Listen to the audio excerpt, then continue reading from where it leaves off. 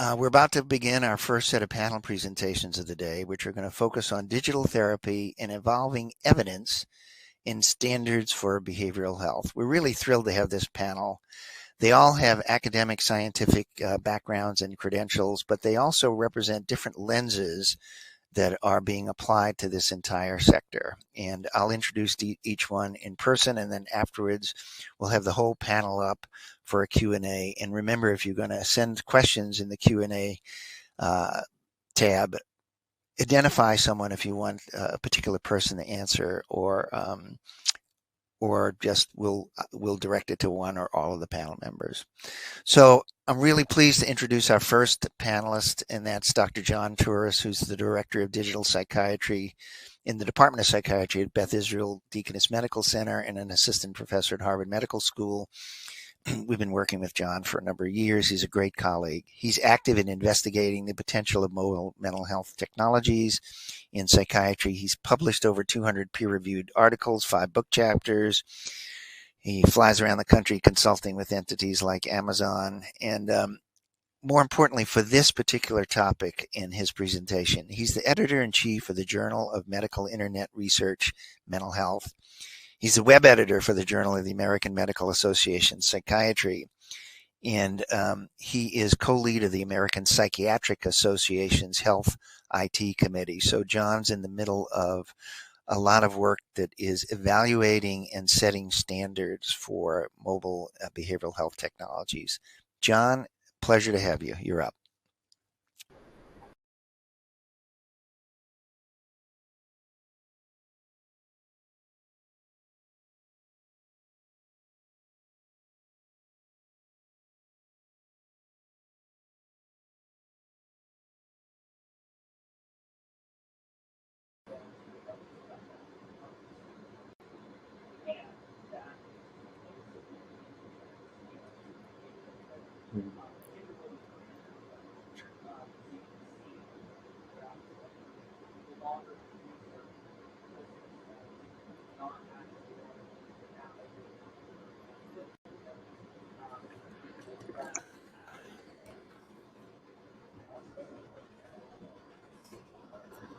Sorry about that. I'm going to jump right in and get us started. The irony of technical delays is not lost on me. So I said, I'm glad all of you could join virtually. Thank you, Bruce, for the introduction. Hopefully in the future, this can, of course, be in person. But what I'm going to try to do is give us a quick 10-minute overview of a lot of ideas that other panelists will certainly expand upon, and we can come back to it in a discussion. But I think we all see the clear potential of technology at this point to improve access and quality of mental health care. These are goals that all of us have and share. I think what I want to focus on is mobile technology, asynchronous telehealth. I think we're all getting experience around telehealth, but if we really want to increase access, it's going to have to be asynchronous telehealth. We're going to have to start using apps, integrating technology more into care. I don't think we're going to get rid of synchronous video visits, but again, we need to even think what comes next. And I think if we say, why are smartphones the right devices for this? It's because smartphones can do 3 things really well that no other device can do. On the left, you see smartphones can help us certainly get measurement-based care. We can get surveys. We can also get sensors, learn about behaviors of our patients, learn about sleep. We can, of course, give apps and interventions remotely, asynchronous telehealth to increase scalability of care. And of course, smartphones, right, can be used to deliver synchronous telehealth. We can do video visits with them as well. So I think there's a lot of reasons to go for smartphones. The other one being, if you actually look at populations, who owns a computer with internet access versus smartphone, smartphones are becoming the predominant way that people are actually connecting to healthcare. And I think we have to respect that.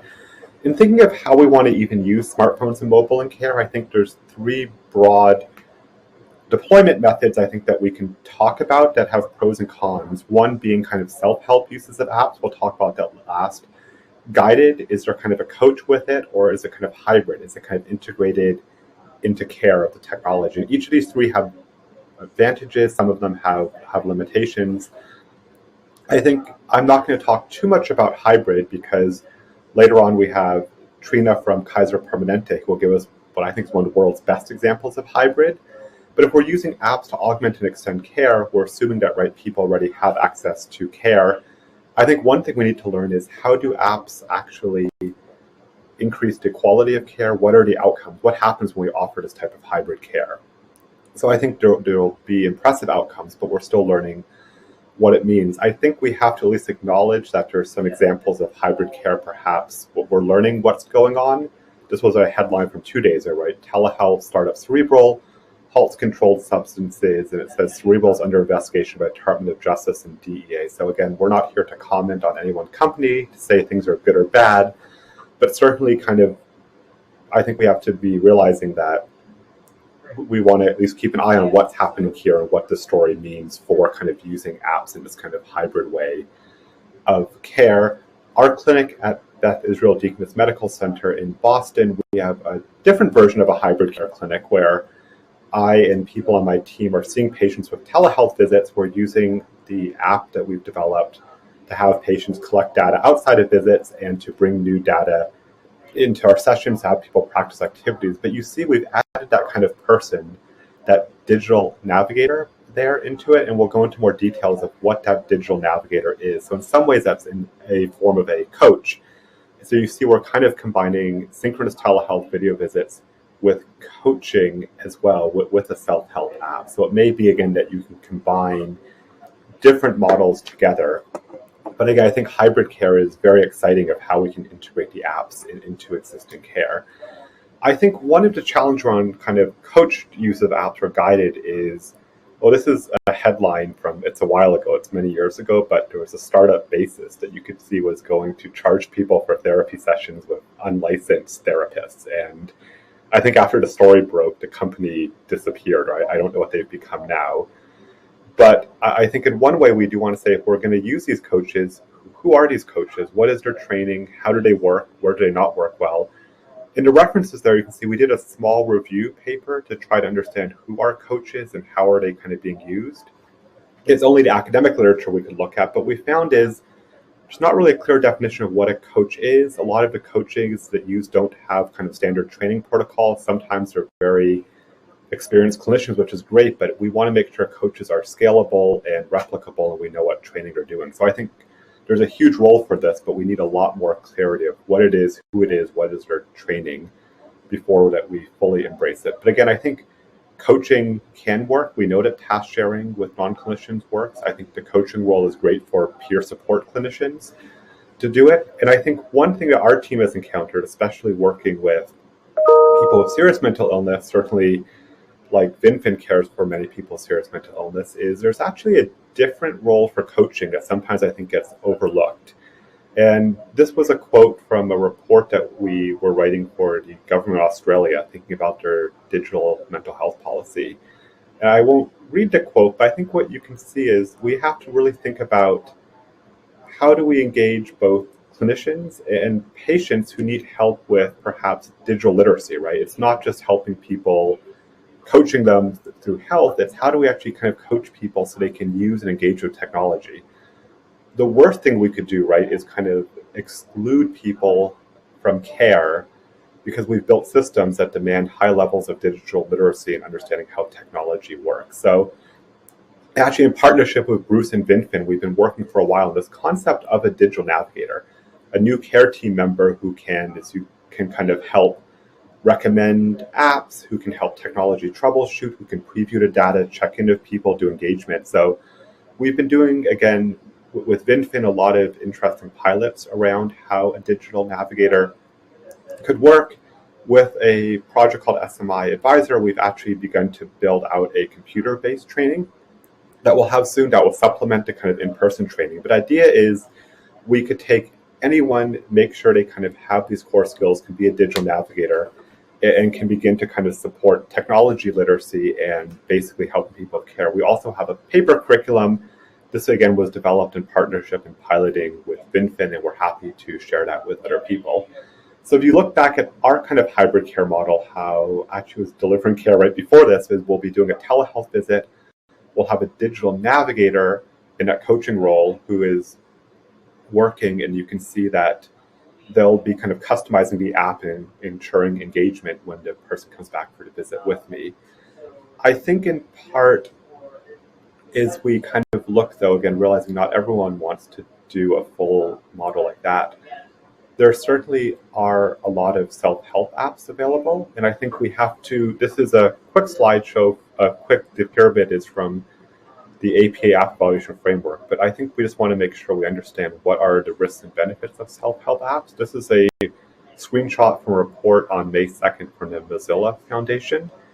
And what you can see from this is that there's a lot of privacy concerns on, again, some common apps. Again, I'm not singling any apps out, but you can just Google Mozilla Foundation mental health apps and kind of see what they showed. I think we're also learning it's a little bit hard to understand the evidence for apps. This was a fascinating paper that came out in March in JMIR Formative Research. And it's interesting to read because it was an interesting study because they had a digital control group. It was actually kind of comparing an app versus a different digital intervention, in this case, a digital stopwatch. And I won't give away the answer, but I think it's an important paper to read to understand how complex it is to say, is an app actually helping? What is the evidence? We've done a meta-analysis of do apps offer benefit? I think what we've learned, again, the theme is you really need to compare an app to something that's equivalent. If you compare an app to nothing, you're going to say the app works better. That said, if you compare an app to a Tetris app, it may not actually be as positive results as you want to see. I think we all realize now that engagement with apps is hard. If you give someone an app, you can just follow this graph. The most likely thing is people will stop using it. But again, in the behavioral health space, we know about engagement. We can help people with engagement. So we don't have to be afraid of this. We just need to acknowledge it's there and something. Our team has built a website called mindapps.org to help you kind of parse through and look at a lot of these complex apps out there. You can go to it, you can search different apps and see kind of which ones may meet your benefits. And I'll, again, end on saying there are different models of using these apps. We're still learning about each of them and what would be the benefits. So I said we have a lot of apps. I think we can get it right, but we certainly have to be careful if we're not careless. If you're interested in learning more, we have a new society that's beginning to explore this, and that's by email. So I'll pause there. Thank you.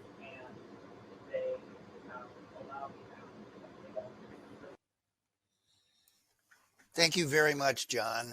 Always interested in hearing your perspectives on things. And of course, we're very interested in the whole role and issue of how to get people who really have some limitations to be coached into using these kind of technologies. And so the digital navigator is particularly important to the population that we serve of people with serious mental illness.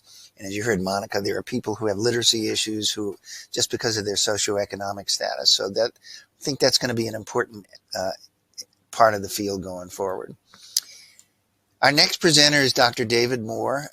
David is a professor of preventive medicine at Northwestern University Feinberg School of Medicine. He's got appointments in psychiatry and medical social services. He's director of Northwestern University Center for Behavioral Intervention Technologies. He's done a lot of work in research and publications in the intersection of behavioral science, technology, and research to promote mental health and wellness. And not only is he an active researcher, but he also is the president of the Society of Digital Mental Health, and recently led co-led the Banbury Forum on Digital Mental Health, which convened a number of national experts to assess the status of and set some directions for the field. So, David, it's a great pleasure to have you with us, and you're on. Thank you so much, Bruce, and I want to thank not only Bruce, but everybody at Vinfen who's made this possible. And I regret not being there in person, but maybe sometime in the future. So, yeah, I'm going to talk a little bit. I'm going to talk a little bit about this Banbury, the Banbury Forum, but first I have to just make a few disclosures. So I've taken honorary and consulting fees from Otska and One Mind Foundation. I have an ownership in Adaptive Health, which I won't be talking about today. And then I want to acknowledge the National Institute of Mental Health, which has funded our work very generously over the years, and Microsoft Research, which is also funding a good chunk of our research. So the the Center for Behavioral Intervention Technologies has been around for a little over a decade. We now have 8 core faculty that are co-located, and we work with about 50 other faculty around Northwestern, and then people around the country. And the core focus of the center is on developing and evaluating digital mental health tools for common mental health problems. Currently, we have a lot of studies going on in the area of depression, anxiety, and eating disorders. And a lot of this work, in the beginning, we were really trying to integrate, to understand patients and users, to be able to design them to be able to be used by those individuals. But what we're seeing today really is that, a big challenge is integrating these tools into the workflows of people in health centers, into making it have value for organizations. And so really we've moved a lot towards implementation research. We also have a postdoctoral training program, which I'm happy to, if people are interested, I'm happy to answer questions about. So Bruce mentioned the Banbury Forum, and that this paper was published, I think, in the January issue of Psychiatric Services. But this came out of, so the Banbury Center is attached to Cold Springs Harbor, which is a large research institute in the United States. And the Banbury Conference Center, for decades has identified places where we have research, but not good translation. So where there are research to practice gaps. And so they identified digital mental health as one of those a few years ago, and they contacted Pat Arian and myself and asked what could they do to facilitate, to assist in overcoming that barrier. So we put together a forum with about 25 people. There's some of them there, and you'll recognize in the middle there John Torous, who you just heard from, who was also there. So we had stakeholders from payers like Optum, Magellan, large care systems, policy experts, self-insured employers, companies, NIH representative researchers, patient representatives, and then importantly also representatives from a few countries where they actually have integrated these tools more effectively into their healthcare system. So I'll start by, this is kind of, John just touched on this, but we identified that there really were three ways of delivering these tools. So fully automated, like just downloading an app from the App Store or going to a website. Coached, as John talked about. I will underscore that those coaching protocols are critical, but often these are people that are lower levels of licensure or peers or not paraprofessionals, and they can be trained to effectively support digital mental health tools. And often those protocols are around helping people keep engaged, sometimes, helping people implement the things that they're learning in the context of their lives, but not really spilling over into psychotherapy. And then we have adjunctive tools which support psychotherapy. I think John referred to this as hybrid, supporting pharmacotherapy.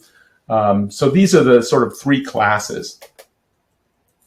And so we reviewed the effectiveness and the literature, and what we saw was that there is a large body of evidence showing that these are effective for common mental health problems like depression, anxiety, and PTSD. For more severe mental illness, psychotic disorders, bipolar, there's evidence that it is feasible, but the effectiveness literature still at this point a few years ago was inconclusive. So that's still a growing body of research. I don't want to say that it's not effective, but there just isn't there wasn't a body of evidence there at that point that we felt supported it. For the fully automated, downloading an app, as John alluded to, we see modest effects, and a lot of that problem is because people aren't adherent. So, 97% of people stop using the app within 2 weeks. The coached, if for depression, anxiety, and PTSD, the outcomes are really strong because that coach is able to keep people engaged, and so we see outcomes that are really equivalent to psychotherapy. And for adjunctive, there's again a lot of evidence that it's feasible, but it's unclear whether the addition of these tools improves effectiveness or efficiency at this time. Again, not that it doesn't, we just don't have the data at this point. So based on this, the Banbury Forum made 3 recommendations. So the first is, based on what we just talked about, is that guided or coached digital mental health therapies should be offered as a treatment option to all people in the United States who are experiencing depression, anxiety disorders, or post-traumatic stress disorder. But they also identified 2 areas that are really critical, where there are critical barriers. So one is that they're not reimbursable currently. And so for much of the American healthcare system, particularly those systems that are fee for service, they have to be reimbursed in order for healthcare organizations to be able to deliver them. And the second is that, even if they were reimbursable, people in who are in decision-making positions in those organizations don't necessarily know how to evaluate them. So there needs to be some kind of evidence standards framework, something that can assist decision makers in determining what are good, good products and services and what aren't. So the components of the evidence standards framework, these are the 6 points that we identified, and this is based both on the work that John did at the American Psychiatric Association, as well as the National Institute of Clinical Effectiveness, or NICE, in the UK, where they have integrated digital mental health more into their healthcare system, and they have a way of evaluating these tools. So the first is, of course, benefit and effectiveness. Does it work? Is there evidence that this tool does what it purports to do?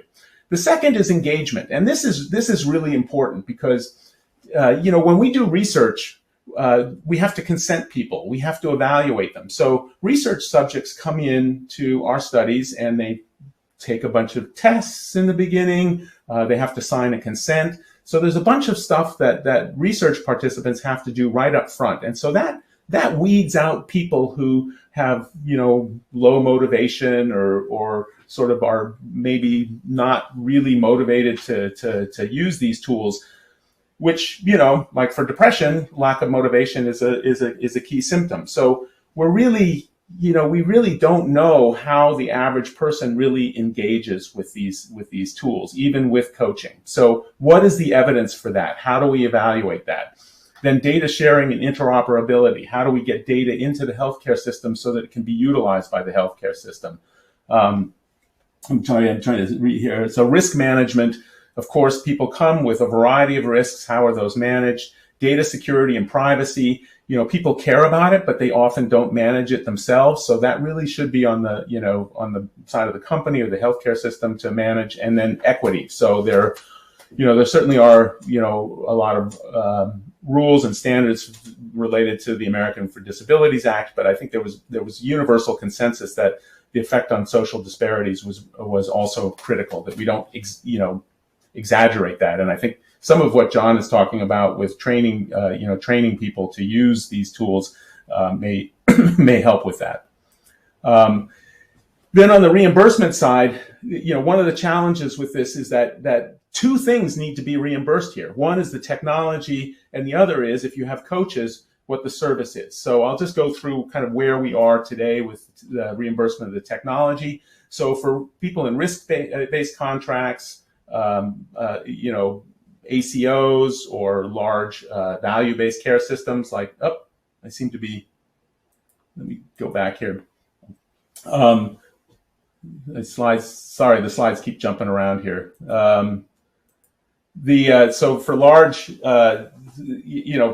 value-based care systems like Kaiser, these can be implemented. And Kaiser Permanente, for example, has developed a platform that is disseminating digital mental health services and technologies. There is the beginning of billing codes. So Therapeutics has the first HCPCS codes, which is kind of a precursor to CPT codes. Some durable medical device codes might be usable. And now there is legislation before the Senate, the Access to Prescription Digital Therapeutics Act of 2022, which would mandate Medicare and Medicaid to incorporate digital health tools.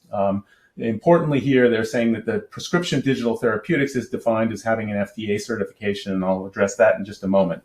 For the service side, over the last few years, there have been the beginnings of CPT codes that might be workable. So these here are for online digital evaluation and management, but they're E&M codes, so they're for doctors and nurses, and not for kind of the lower level of licensure or paraprofessionals that probably would be used in this, but it's a beginning. So we are on the road here.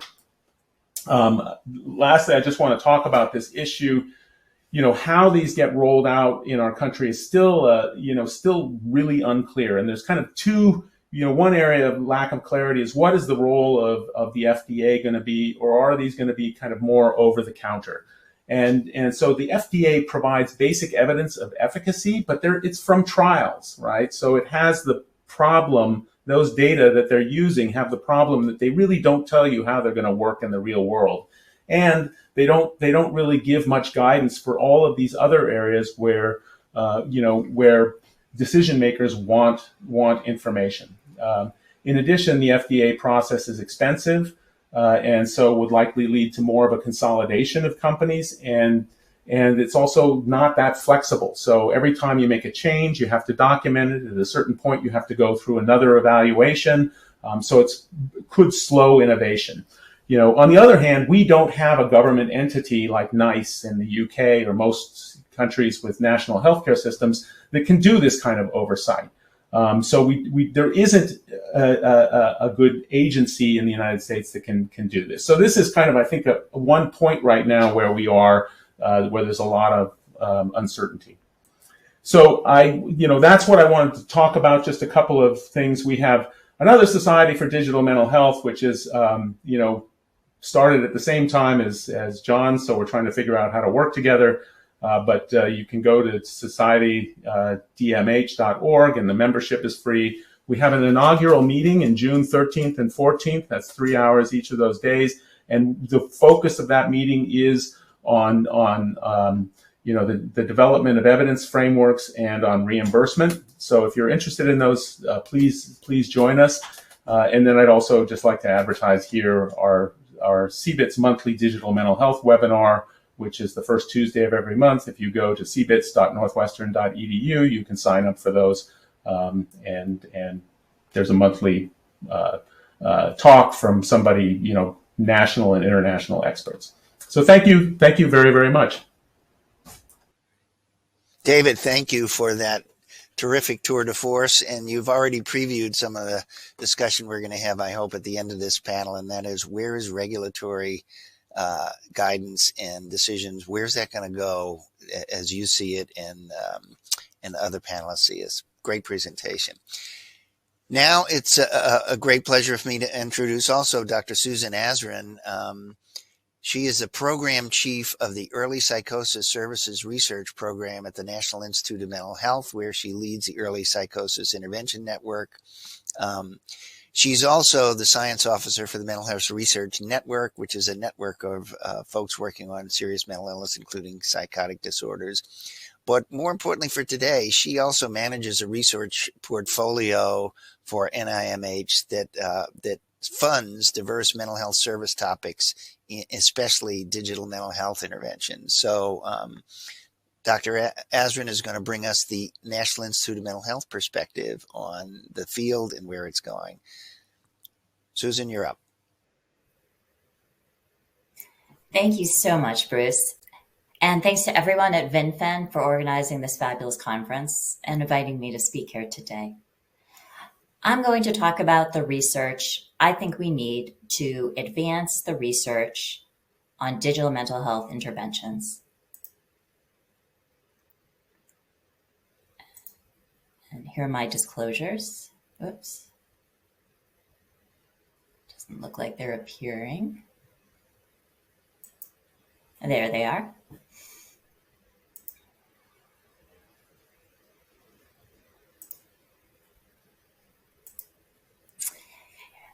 So research has established the efficacy of digital mental health assessment and interventions, as you've heard, So we've moved beyond simply testing digital versions of established in-person therapies. We know that digital mental health apps with evidence-based treatment elements can be effective when they're actually used. Digital platforms enable new capabilities. So going forward, we want digital mental health apps to capitalize on that functionality. Going beyond what's possible with conventional mental health care, while at the same time overcoming digital mental health's inherent challenges, most notably, how to sustain users' engagement.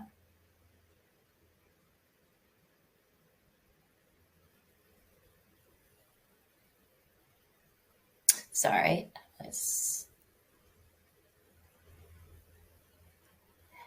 okay.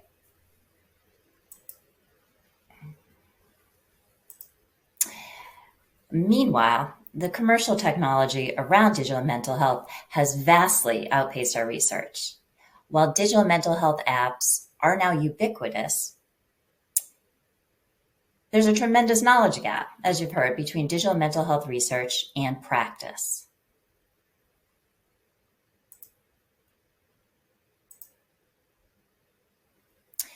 We face a challenge in that we have a kind of winner-take-all digital mental health app market, where a handful of highly popular apps attract nearly all the digital mental health app users.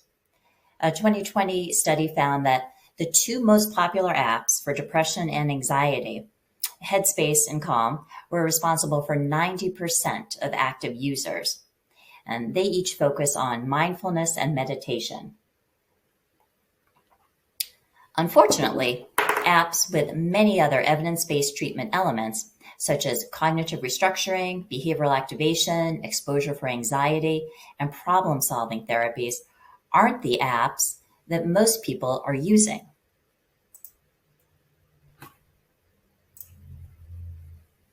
So let's look at the key research gaps in digital mental health strategies. As you've heard, we need to better understand how to engage individuals in evidence-based digital mental health strategies and integrate those strategies into routine practice. How to optimize digital mental health apps that people are already using and expand the use of effective digital mental health strategies. And how can we predict who's at greatest risk in order to quickly intervene?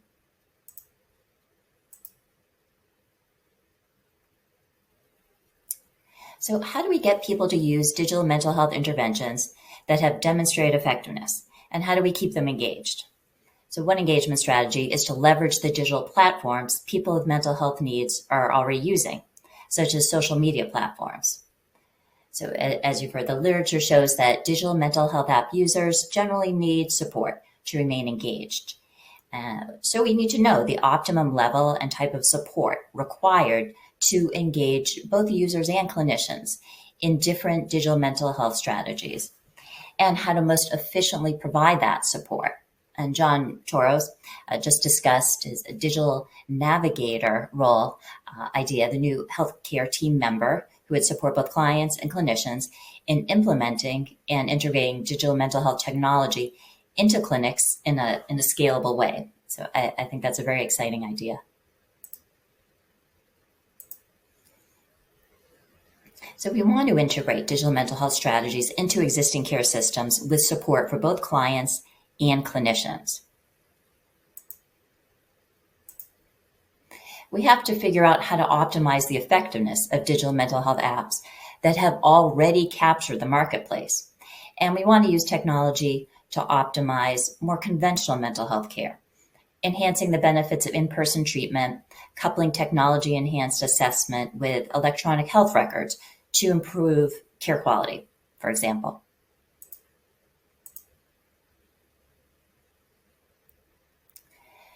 How do we expand the reach and increase uptake of evidence-based digital mental health apps? Sadly, we've produced countless efficacious mental health interventions that can't readily be implemented in routine practice. To avoid this common pitfall, digital mental health strategies need to be developed with potential scalability in mind from the outset.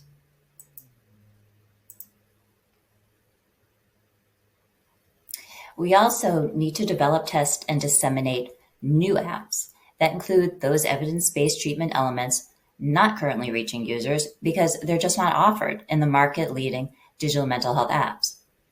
Some of those treatment elements do require more user effort, adding to the engagement challenges. Finally, we need research to develop predictive analytics to identify individuals at risk for more severe illness, relapse, or disengagement from care, with careful integration into the practice setting to enable a rapid intervention response.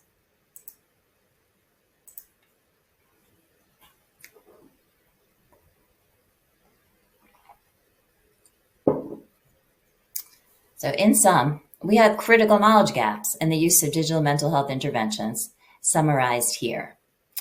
We need well-designed, pragmatic research to address these gaps. Here's what I mean by well-designed, pragmatic research that can exert a strong public health impact.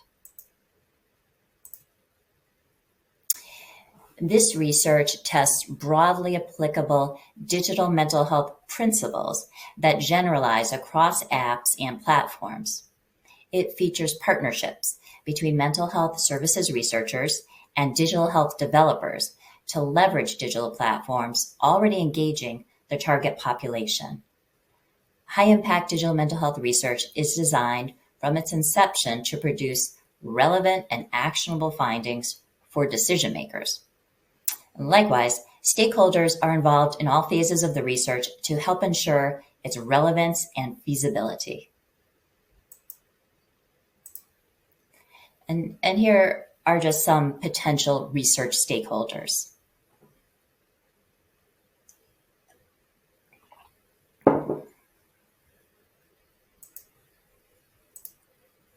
Now I'd like to tell you about a few NIMH-funded pragmatic trials underway. Are there different ways to engage? A best way to engage. Pat Arian at University of Washington is the lead investigator of this study. It tests broadly applicable digital mental health engagement principles onto widely used digital platforms, Talkspace and Mental Health America. Using data from millions of platform users, they're studying engagement patterns for digital mental health interventions. And the goal is to understand what engagement patterns are optimal and for whom, and to identify and test strategies to enhance optimal engagement. Michael Birnbaum at Feinstein Institute for Medical Research is using digital media advertising to reduce the duration of untreated psychosis. This study leverages social media as well as a partnership with Strong 365, an online mental health support community for young people. So youth overwhelmingly report searching for information online when psychiatric symptoms emerge, but most aren't yet ready to accept a referral to care. So the goal here is to facilitate the initiation of care for young people with early psychosis by capitalizing on their online help seeking through paid Google search ads and ads on other social media platforms. They're then connected to screening, information, and care. Arnie Beck at Kaiser Permanente, Colorado, is studying lay peer coaches as a source of digital mental health support. And again, as you heard, digital mental health interventions typically require some level of human support to be effective. Given the perpetual mental health clinician shortage, which is now acute, this project is timely in addressing the question of whether lay versus clinician digital mental health coaches can provide effective support for the Mindful Mood Balance for Moms app, which was designed to reduce depression risk in pregnant women. And these lay coaches are women who have themselves experienced perinatal depression. To recap, the digital mental health marketplace has vastly outpaced our research efforts. We know that digital mental health strategies can be effective, but what's widely used represents a very limited toolbox of evidence-based treatment elements. We want to support high-impact digital mental health research that addresses the knowledge gaps I've discussed. The research questions are best addressed by conducting well-designed, pragmatic research. That is research that maximizes the likelihood findings will be relevant and actionable and ultimately have significant public health impact. So thank you for your attention, and I'm looking forward to the discussion. Thank you so much, Susan. That was a terrific overview of where NIMH sees the field right now and where we need to go. So wonderful presentation. We'll have some great follow-up questions, I'm sure. And now it's a pleasure for me to introduce somebody that I've been collaborating with for, I think, 25 years. And before I got to Vinfen and afterwards, we've done a number of projects with Dr. Stephen Bartels. He was at Dartmouth when we started collaborating and has been at Mass General now for several years. He's the inaugural James J. and Jean H. Mongan Chair in Health Policy and Community Health in the Department of Medicine. He's also director of the Mongan Institute, which at Mass General manages 13 research centers and over 130 research faculty. Steve is actually a geriatric psychiatrist that has been working in chronic medical conditions as it related to that as one of his primary areas of research, which is what we've collaborated with. And as I indicated in my first introductory slide, it was Steve that first brought us the first technology evaluation we ever did. He's prolifically published. He has been had, I think, over 50 career investigator awards, and he's just has a tremendous scope of knowledge of the field of psychiatric services and the intersection of psychiatric services and medical conditions. His focus today is going to be talk about what he's done also, but also he was chair of the National Institute of Health Implementation Science Committee for a period of time. And so he's going to talk about somewhat the implementation science lens on this. So Steve, you are up. Thanks, Bruce, so much. It's really a thrill to be here today to talk about implementation research. And so Bruce has asked me to take that lens in going forward. And again, I'm humbled by the other people on this conference who have done work specifically in this area, but my job is to try to bring that lens to bear here going forward. And I have no disclosures to make. So we all know that many respects, researchers often build things. And for years, I thought, if I just published the articles on many interventions, particularly in people with major mental illness and complex conditions, that if I published it and built it, that they would come, that it would get implemented. And as we all know, that's kind of a fantasy for film. It really isn't the case. And I'm borrowing this from Russ Glasgow, who's applied this kind of metaphor or this algorithm for thinking about the importance of implementation in cancer prevention, but it certainly applies to digital health. So suspend your imagination for a second, or suspend reality, and think about the fact that, let's say there was a digital health intervention that was absolutely 100% effective. Researchers had proved that it worked. Well, it's only so good as whether provider organizations adopt and support it, clinical providers choose to provide and prescribe it, end users are trained to use it and engage with it, eligible populations who are most in need receive it, and use is sustained over time. Now, assume that for each of these steps that we're 50% accurate or 50% effective in each one of these steps. So if you do the math, that ends up in 3% benefit over time, even for something that's 100% effective. So that should be pretty sobering, and I think sets the stage for why implementation is so important in terms of any intervention, but certainly for complex conditions and certainly for digital health in specific. So there are many frameworks in implementation research, but the one that continues to hold much credibility and really is a benchmark for so many of us is REAIM, built by Russ Glasgow, which focuses on the idea of reach, effectiveness, adoption, implementation, and maintenance is key. So if we think about adoption, this includes not only an uptake by organizations, but by providers and by end users. Implementation includes whether it's integrated into the workflow and whether end users actually are able to use it effectively and in the way that it's actually designed to be used. Reach really has something to do with the way in which it reaches populations who are most in need. And I'm going to focus especially on an equity focus in terms of this framework.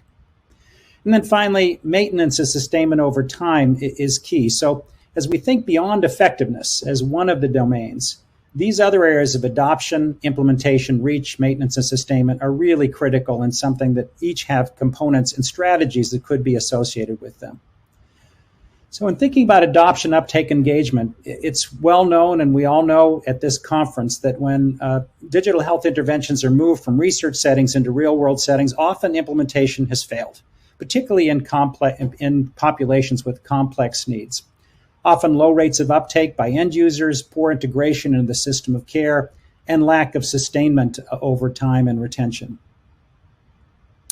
So one model that's been put together by Andrea Graham and actually David Mohr and colleagues has been thinking about this idea that targeting engagement and user experience is really critical to effective implementation. And so the concept here is that if we think about user-centered design, think about the end user from the inception, compared to kind of expert design and academic design, that mediating many of the outcomes or having an impact on the subsequent outcomes and symptoms, functioning, and service use is the extent to which individuals engage. And engagement is largely dependent on utility that's experienced by the individual or the provider. Usability, is it feasible and usable? And is there a good experience? And then finally, there are metrics that we need to measure and think about in this pathway. Technology use, contacts in healthcare, provider system metrics that all are part of this idea of engaging. So in many respects, this idea of engaging or designing for implementation is really critical, and certainly part of the idea of designing for implementation includes the extent to which digital health is integrated into the flow of care, that it actually is something that clinicians can use, adopt, that it fits within that metric. And certainly there's been so much written about and thought about standalone versus electronic health record integration, and certainly for complex health conditions in the grants that I had a chance to look at and continue to look at over the years, that the idea that for complex conditions that integration into the electronic health record into the system is just critical in a learning health system. And the standalone apps that have proliferated, hard to know over the long run for complex conditions if those will really have traction and are likely to have really limited value. And so in line with that also, John has taught us that thinking about workflow considerations remain among the least explored and most needed factors towards facilitating effective implementation in digital health. But also in this whole domain of thinking about implementation is the issue of health equity. And I think as someone who's been interested in serious mental illness, by itself, we all know that, and Susan Azrin has been really behind many of the funding initiatives around this, that people with major mental illness have a significant health disparity in their own right, an early mortality disparity. And on top of that, if you add race and ethnicity and socioeconomic challenges that many people live with socioeconomically who have serious mental illness, that these become issues that squarely focus on health equity. And so Anna Bauman and Leo Cabasa have suggested that if we really want to focus on equity as a component of or as a particular metric for implementation, that it's really important to focus on reach from the beginning, that it's all about reach. Are we going to be able to address the needs of those individuals who are most difficult to engage, not the easy individuals who can pick up an app and work on it, but focusing on reach from the beginning in terms of that high-risk population. Designing and selecting interventions for vulnerable populations with implementation in mind from its inception. implementing what works in terms of strategies for health equity, and specifically measuring the extent to which those strategies reduce inequities in care, and then developing and using the science of adaptation in terms of making sure that these things focus and work with the culture or the setting, and then using an equity lens for implementing outcomes and measuring outcomes. All important when we think about these issues of implementation science. And then finally, as we all know, one of the biggest challenges is sustainment. And we heard earlier from Monica around technology and financing and policy. There's certainly issues with respect to fit into a significant, into a particular clinical setting, and again, integration with the electronic health record, and evolvability and change over time with the technology constantly changing.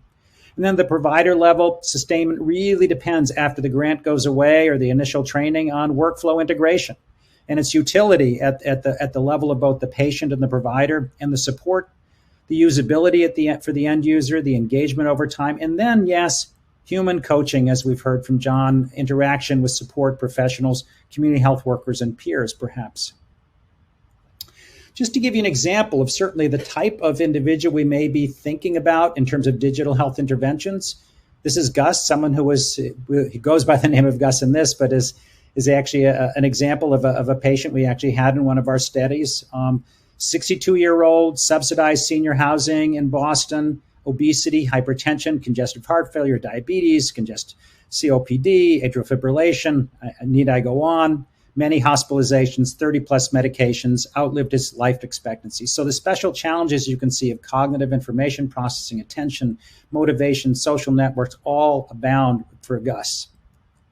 So it's not if, but how much and what type of human support really is important here, because standalone probably will not work. And we did a study, as Bruce mentioned, at Vinfen of supported automated telehealth or health coaching that doesn't include technology in a complex population.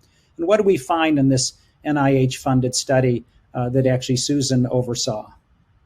Well, the summary of high-level outcomes, which work best, is that it depends.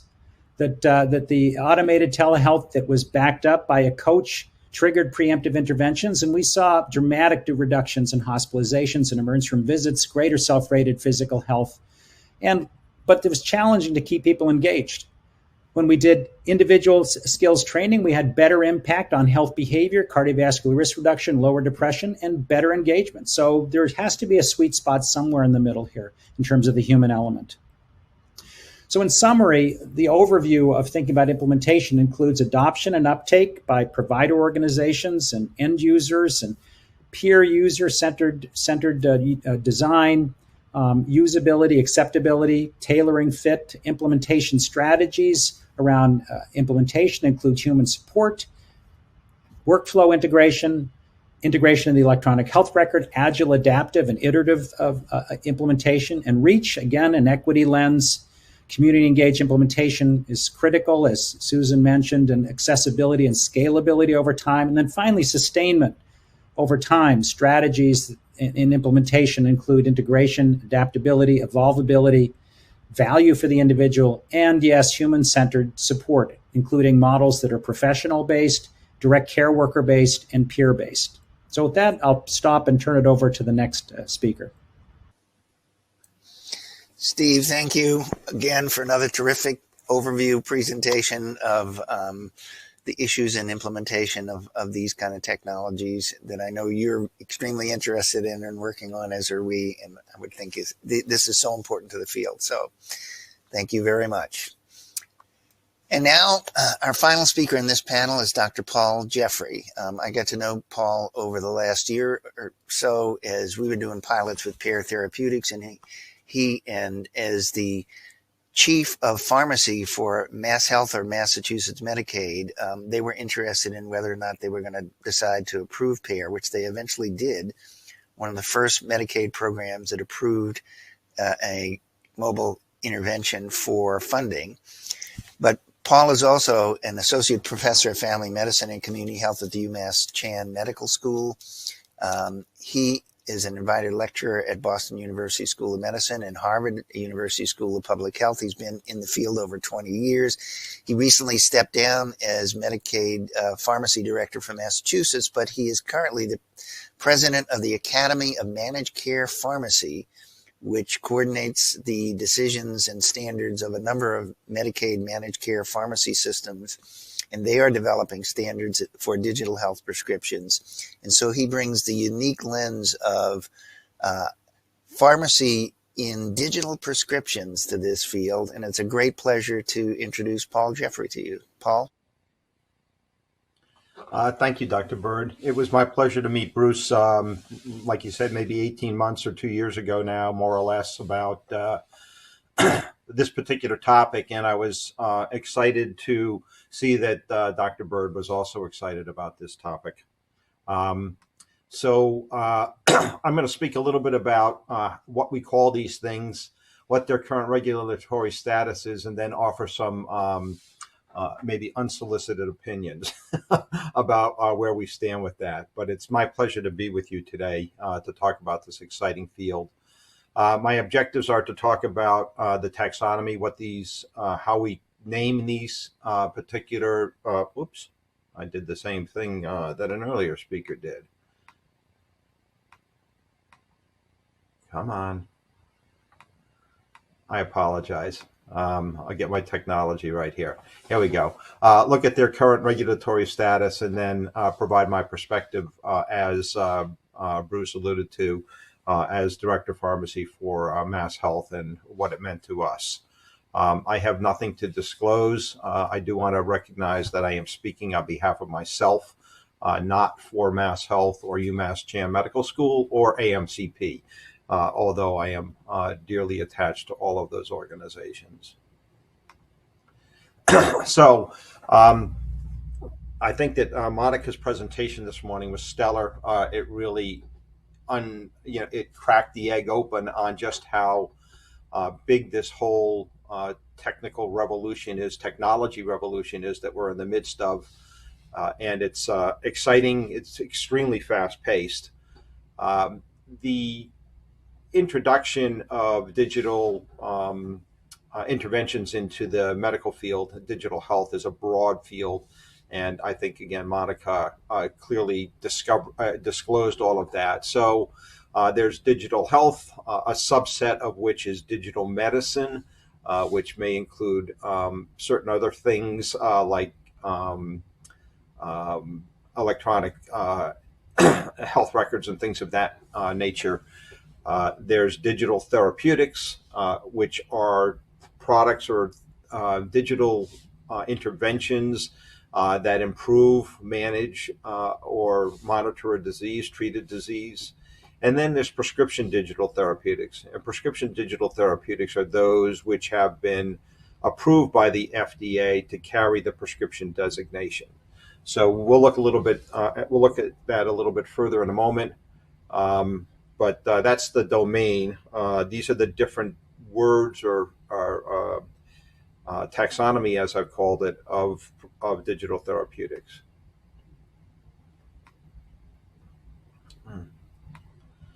Okay, so where are we with this? How big is this? I think that my excitement, let me go back to my days as the Mass Health Pharmacy Director.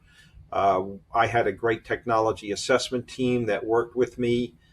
We began looking at the pipeline of products for pharmaceuticals many years ago, and I kept encountering some products that kind of came into our field of view, several of which were digital products. And it's common for pharmacy programs by insurers to pay for certain digital items, like continuous glucose monitoring, for example. So this field is becoming more and more organized and highly developed. There is a Digital Therapeutic Alliance organization. It is a trade organization for the manufacturers and developers of these products. Today, there are approximately 30 companies that are producing digital therapeutics. This is probably worldwide. I'm sorry, I don't remember whether that was worldwide or US. Perhaps US, because we now know that 13 of those companies have received FDA approval for some type, maybe not for prescriptions, but for making a claim that they have a therapeutic benefit. And there are, of those companies, there are another 8 that are in the process of getting approval. Today, there are 7 FDA-approved prescription digital therapeutics, just 7. The areas that are in focus for development, of course, mental health, behavioral health is a leading area. The reason for that is that these technologies can mimic or support one of my observations is that these technologies can mimic or support cognitive behavioral therapy, which is so important to so many mental health conditions.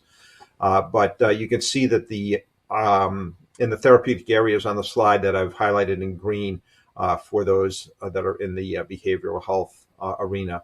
Oncology, neurology, and chronic diseases, lots of different applications over the counter and otherwise for chronic diseases such as diabetes.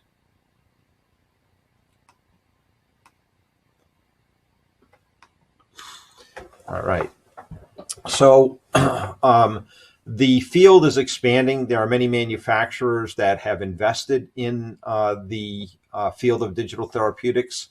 For prescription digital therapeutics, I'm going to, because the field is emerging, there are still different tracks that manufacturers are developing to bring these products to market. So just taking a snapshot from a blog about digital therapeutics, we see here that there are those who have prescription products that are regulated by the FDA as prescription only. So they've made a business decision.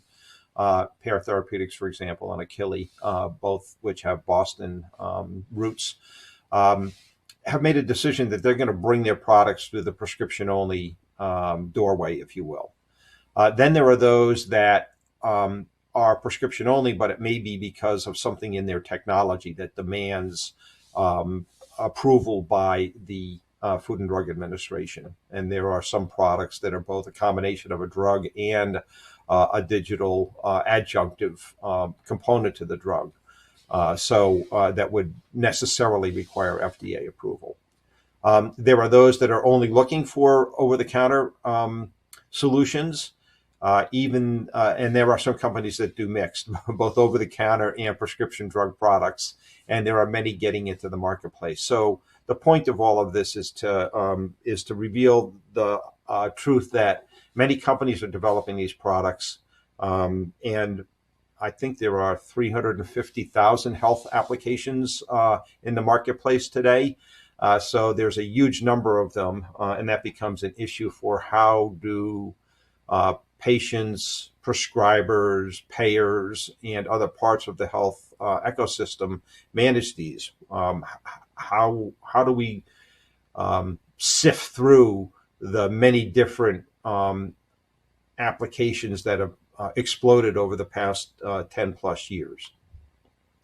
So let's talk about the role of the FDA and the status of these products.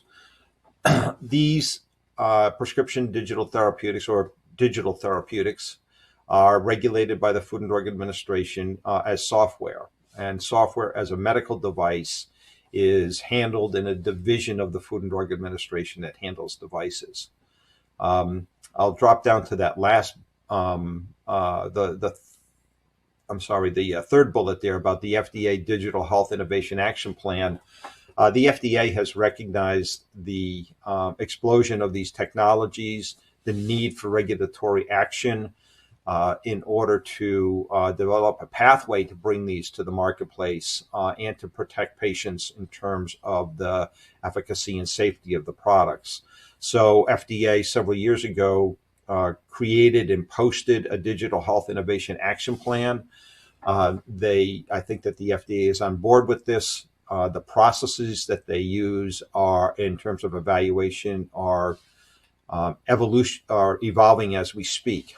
Let me go back up to the second bullet there. So the 21st Century Cures Act of 2016, and then subsequent enabling legislation or regulations created a pathway for approval of digital therapeutics. One is through a 510K pathway. What that means that the developers can provide evidence to the Food and Drug Administration that the product in development is substantially equivalent to an existing device. And so it's a bit of an expedited pathway to get the product to market. There are the FDA also in this act and then subsequent enabling legislation clarified certain other pathways that could be used by developers to get these products to market, and even have a breakthrough devices program similar to the breakthrough drugs program that prioritizes which products would get review. So as part of the 21st Century Cures Act and the FDA Digital Health Innovation Action Plan, there is a concerted effort by the government to codify, regulate, and ensure the quality and safety of these products so they can get into the marketplace to facilitate access. And lastly, I forgot who mentioned it earlier. It might have been Dr. Mohr, but there is a bill that has been introduced nationally called the Access to Prescription Digital Therapeutics Act of 2022. The idea here is to further codify access to these products. What this bill would do is to allow Medicare to essentially create a category of coverage for prescription digital therapeutics, which would be probably the denouement, if you will, in terms of getting these products recognized such that they can be more readily adopted by the healthcare field. Today, I think, again, one of the earlier presenters in the panel noted that Pear had received HCPCS codes for their products, for the reset products. I think that getting the codes so that providers know how to bill for them, payers know how to pay for them, that there's some standardization to these processes so that we can all feel comfortable that we're getting quality products to provide to our patients is certainly necessary and underfoot. So let me just, so that's kind of an overview of the regulatory process. A couple of considerations, and I'll tack back to this, the level of evidence. Again, either Dr. Torous or Dr. Mohr mentioned the level of evidence for the FDA to approve these, referring to it as a basic level of evidence. But it is a peer-reviewed level of evidence. So the FDA does have its standards. I think that they will emerge. There's been a lot of challenges to the FDA in trying to regulate these products. Somebody earlier mentioned about these products are also learning systems. They can readily adapt from their own internal controls to get better. And the FDA struggles with when is this a new version of the product that needs a complete review, or when is an update to the software within the context of the original approval, things of that nature. That said, even though it's FDA approved, it's similar to drugs. The drugs that are FDA approved, payers may want to give more due consideration to the level of evidence. And, we had a cardinal example of that everybody's familiar with in the public press when Aduhelm came to market, and there was a great deal of concern about whether the drug actually worked or under what social circumstances it would work. So even though the FDA approved it, it did not get any degree of uptake, largely because payers were not interested in paying for something they couldn't demonstrate the evidence of effectiveness. You heard earlier about acceptance and uptake and impact on workflow. This is enormous.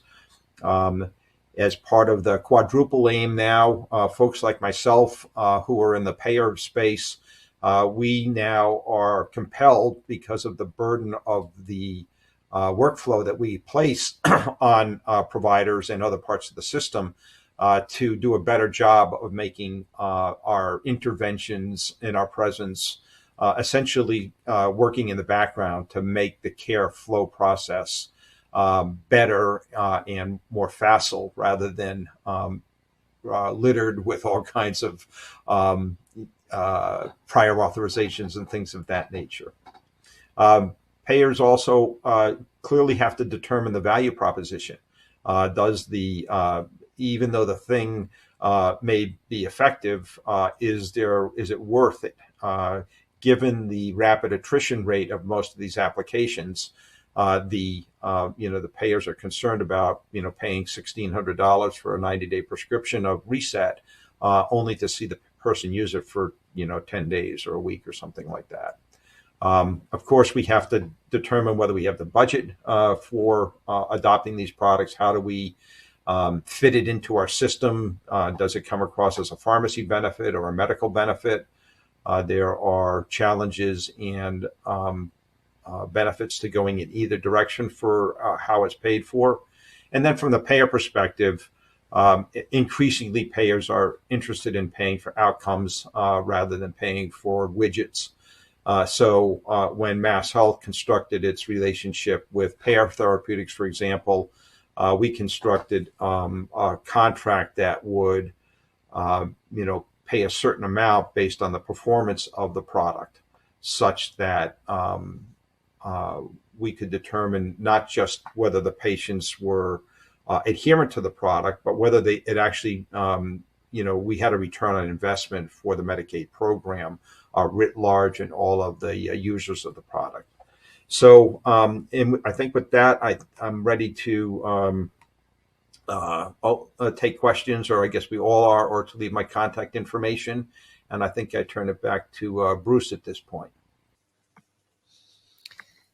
Thank you, Paul, for a really interesting and informative presentation. And thanks to all of our panelists. So we're going to open this up to the panel. We're going to put all the panel presenters on. And if any of you in the audience have questions, please use the Q&A tab in your screens to be able to send a question. And again, you can identify a particular panelist, or you can decide that you just want to throw it out to the panel in general. But I thought the presentations were all terrific and really showed the different lenses that are being used to look at the current status and where the field is going. I'm going to start with the last presentation and ask the rest of the panel the first question, and that is, the FDA has reviewed a small number of apps that are out there. Thousands are out there. Is the FDA the right entity that should be doing this? And how do you see this whole process of regulatory guidance that will potentially, if Medicaid uses the FDA as a first stepping stone, or Mass Health or other pharmacy, how do you see the funders coming on behind that, either in your state or nationally? What's your view on Paul's presentation and the FDA role in this? Paul, I'm going to let you start. Just one, do you see this, the FDA getting more involved in apps that they aren't involved in now, through complaints or through, how do you see this going? Thanks, Bruce. Great question. I do believe the FDA is currently the best organizational element we have in the United States for doing this. Do I think it's the best organization? Not necessarily, but I think it's necessary. I think they must be involved. We do need the imprimatur of the federal government to ensure that these products are, as I said, both safe and effective. How are they going to address all the proliferation of apps out there, and apps that are not being brought to them? It's going to depend on the developer, I think, and then some type of scrutiny about whether there's a therapeutic claim being made. So, there are, frankly, you probably don't know this, but there are many drugs in the marketplace today that are not FDA approved. They get in there somehow, right? Yeah. So the same thing would exist with these products. So this will be a winnowing process, for lack of a better term, and I think it will be driven by the developers. So as the developers see that there is what the value is in getting FDA approval or the need to get it done, I think that the FDA is probably the right home for it. Now that said, we do have some of the concerns about the FDA processes, but whether there's a independent third party reviewing or an organization, a technology assessment organization like NICE. We have one of those today in the United States as it's a private company. It's the ICER, the program for comparative effectiveness evaluations. So they did an evaluation of the pear product, but we have no comparable organization in the federal government. The FDA approves based on safety and efficacy, not on economic impact. But I think that in order to get that clearance and to provide a slate of products that providers and payers can adopt, narrow the universe from 350,000 to 1,000 to 100, where we can actually work with them, understand them, learn them, and then adopt them. I think, but I do think the FDA is an appropriate place to start. Anybody else want to weigh in on that? John, David, Steve, Susan? I'll quickly weigh in. I think what's interesting, if you look at the ICER report on the pear therapeutics products, again, it's my interpretation, but I think the ICER report said this FDA approval is confusing, some of the outcomes didn't make sense. So I think perhaps what we're seeing is the FDA is learning how to evaluate the software, which makes sense. It's complex. We're seeing they're now demanding digital controls and placebos. But I think as the evidence is evolving and we have serious concerns about some of the early approvals, I do think we want to not move too fast and say we need national law to pay for this, because we actually don't have the evidence to say it's as effective as sometimes it's claimed. And I think we should be hopeful it'll move in the right direction. But if we don't have the highest quality science, and if the companies don't want to fund the highest quality science, maybe that tells us those aren't the right companies to move those products forward. I think the marketplace will hopefully soon begin to reward things that have strong evidence. Anybody else want to weigh in on this? Yeah, I don't. I'm really. First of all, Paul, that was a great talk. I'm not sure. I have some skepticism about the FDA. I think for the reasons raised, I'm not sure that one thing that we should make clear is that most of the digital mental health apps out there fall under discretion. What is it called? Enforcement discretion. So, they don't really rise to the level of a medical device that is required to have FDA approval. So the companies that are doing this because they, there's the business model for digital mental health is really not clear right now. And so the companies that are getting approval are largely doing it because they believe that that's going to be the best pathway for commercialization. I'm not sure that it's the best pathway for the protection of stakeholders, of patients and payers, for the reasons that were outlined. That it doesn't necessarily give, the FDA isn't really set up to give the kind of information that is required. That said, as I said, there isn't a governmental entity currently that is is equivalent to set that up. So I'm not sure how this is all going to play out. But I would agree. It seems that the panel has kind of agrees here that there needs to be some sort of assurance that the products and the services that are being delivered, meet a threshold for quality and for impact.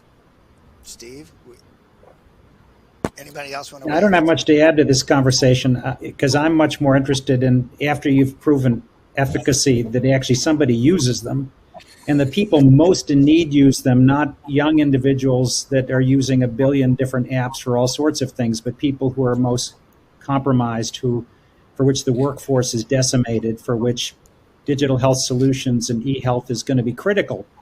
But how to put those in place and have them have real uptake, scalability, and sustainment over time, to me, is the big question. I mean, not to reduce the idea that the FDA is insignificant here or unimportant, but I think at the end of the day, after efficacy comes real world use, and we have not figured that out, to my mind anyway. And yet there's terrific work going on by David Mohr and his group and others, and Pat Arian across the country, and John. But I think, as someone interested in implementation of many interventions for many complex populations, I think that's, to me, the really big question. And so how much human, which human, what type of human, not autonomous, independent, disconnected apps, but how is it integrated into the human, not just the workflow, but the support systems, particularly for older adults, complex individuals, people with complex health conditions. But I'm not saying anything that anyone else on this panel would not, I think, also agree with. Monica has asked a question that was going to be my second question, and I'm going to give you context. So we've worked with a few apps that we would really like to be able to afford to push out and use on a regular basis. We have no way of paying for those. If we move to value-based contracts, we might, but right now we don't. So in one of those cases, we had some really effective, long sustained use with an app, and we had to drop it because we didn't have a way of supporting it. So that gets to the question of payers and more Medicaid, for example, or Medicare approvals of payment for particular apps. And Monica's question is, what is this gap between the FDA or regulatory approval and payers, and where is that going? Because it's a very slow process right now. And Paul, my understanding is the Academy of Managed Care Pharmacy is developing standards to advise Medicaid plans on how to pay for this. Do you want to take the lead in this? Yeah, thank you, Bruce. So Massachusetts was the first Medicaid program in the United States to add a digital therapeutic to its formulary. The internal sell on that, if you will, the processes that we had to go through took nearly 2 years to accomplish. So because we had to go through, what is it? Can we pay for it? How would we pay for it? Is there any kind of governmental regulation or obstruction to that? So so it was a complex process to get us to actually adopt the payment structure. So oh gosh, Bruce, I kind of lost sight of the kernel of your question. I'm sorry. Well, the standards, are you all developing standards for payment? I'm sorry, thank you. For example, will FDA necessarily be a gate that has to be crossed or not? So thank you. Let me go back to a moment. What I forgot to say was that about AMCP. So the Academy of Managed Care Pharmacy has for many, many years produced a monograph under a particular format that is used by decision makers to evaluate products for addition to their formularies. And we've now gotten to the point with the AMCP to doing that before drugs get to market even. And we've now started to develop a format for digital therapeutics. So it'll be a standardized approach for any payer to evaluate the products or any insurer to evaluate the products for addition to their benefit structure. So that's where AMCP's effort is. We do believe that AMCP does believe strongly that digital therapeutics are useful. They should be managed. Our bent is that the pharmacy seems to be a reasonably good place to do that because we have many years of experience in evaluating technologies, in this case, medications. The CEO of Achille, which makes Endeavor a product for ADHD, refers to his product as medicine, not as a drug, not as a digital therapeutic, but medicine. Which I thought was kind of interesting, perspective on it. So it is something that you ingest that affects chemical reactions in the body, whether it be neuronal or otherwise. So it functions like a drug. So there's an affinity there. It's not the end all and be all, but the pharmacy programs have the capacity within insurers to create an evaluation and a method of accessibility for these products by payers. But our standards are going to be different than just FDA approval, as was mentioned earlier.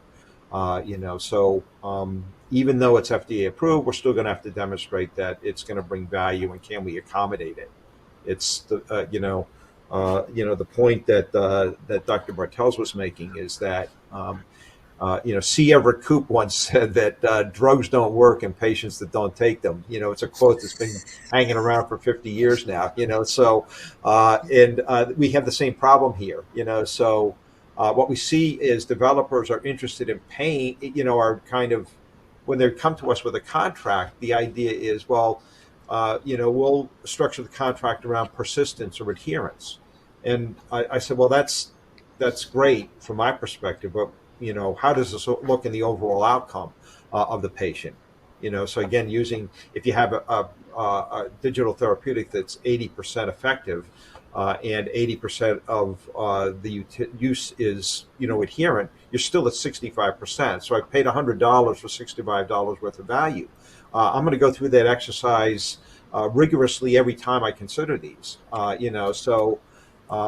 has to be a starting point, though, and so for me, the FDA is the funnel, right? And again, that's just a practical matter in one way. I don't think it's the optimal solution, but given the complexity of our work environment, that's what it's like generic drugs. Back in the day, the healthcare system was skeptical of generic drugs. It took a while for everybody to recognize that they're the real deal. We're very much in the formative stages. Great answer, Paul. One more question, David. You seem to know the most about the new Senate bill. Is there anything different in the Senate bill that is going to suggest a different kind of regulatory or approval process?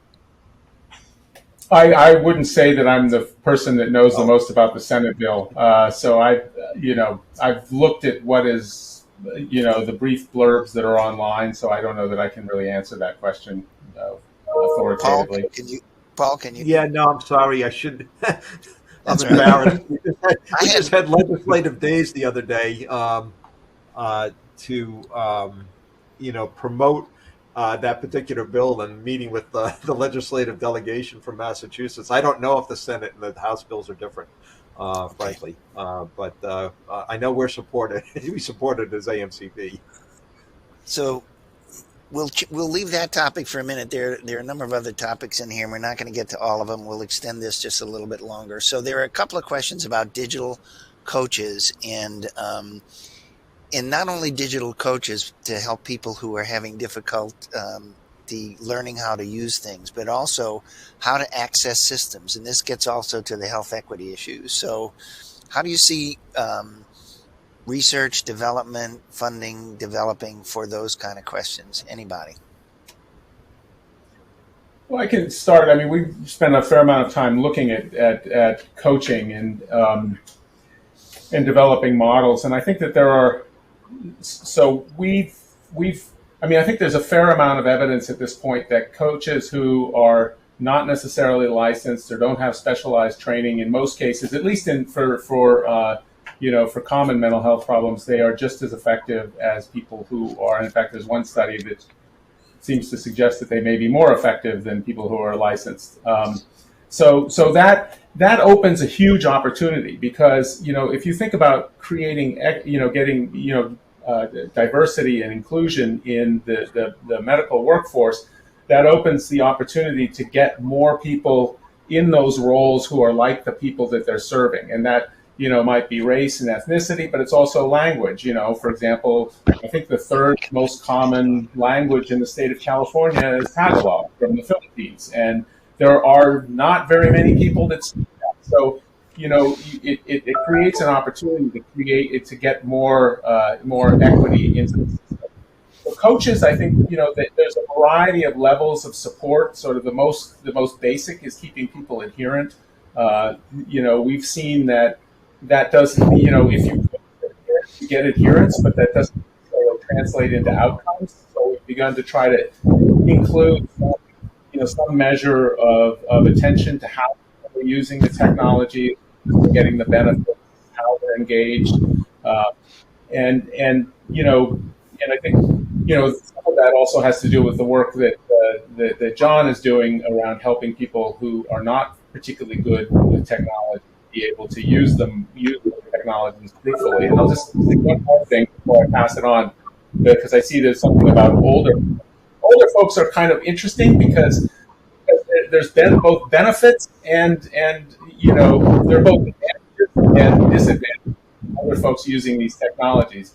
I mean, obviously, older folks may be less familiar, but if you can overcome that, older people generally are more adherent than younger people. I mean, it's really hard to keep adolescents engaged in anything for any period of time. Older people, if you ask them to do something, they often do it. So if you give them the capabilities to be able to use the technologies, they're far more likely to get benefit from it.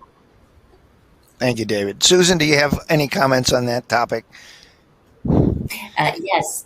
Well, at the National Institute of Mental Health, reducing health inequities is a huge funding priority just across the board. And that absolutely applies to our considerable research program around digital mental health. And also looking at that even finer grain, where we're looking at different kinds of coaches to support both digital mental health and engagement in mental health care in general. We've got, research to reduce suicide in Black youth, and then, there's a digital component, and so the supporters or coaches are peers, other Black youth, Black families, and that see that through pattern repeatedly, and this anyone who's interested in research that uses digital mental health to reduce health inequities, I'm happy to talk with you. Of course, I'm happy to talk with you about any ideas you have in this space. That's one where we're especially excited to hear about new ideas. Well, we're over a little bit, and we will have some additional time for those of you who stay with us through the end of the day. We'll have additional time for questions and answers before Monica and I close this up.